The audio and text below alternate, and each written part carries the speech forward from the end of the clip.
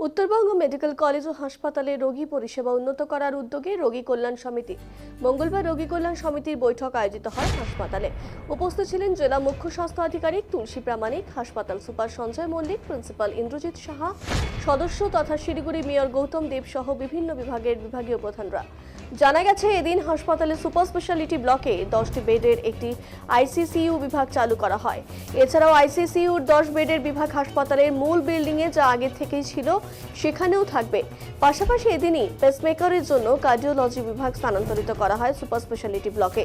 ওই ব্লকের central laboratory ফেব্রুয়ারির দ্বিতীয় সপ্তাহের মধ্যে স্থানান্তরিত করা হবে।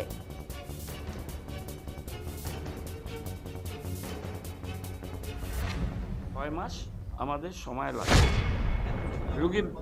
রোগী কল্যাণে মিটিং হলো।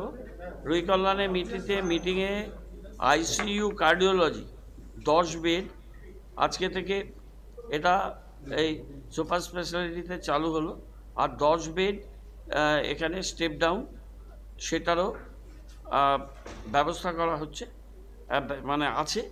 আর কার্ডিওলজি ওটি ফর পেসমেকার, কার্ডিওলজি ডিপার্টমেন্টের ওটি ফর পেসমেকার সেটা নতুন ব্লকে চলে যাচ্ছে। আমাদের central lab shifting second week of ফেব্রুয়ারির মধ্যে এই সুপার স্পেশালিটিতে যাবে। স্কিনের ওপিডি অলরেডি ওখানে আমরা শিফট করেছি। আর রুট ট্রিটমেন্ট আমাদের করতে হবে 5th ফ্লোরে, এবং সেই রুট ট্রিটমেন্টটার জন্য টাকা গভর্নমেন্ট দিয়েছে।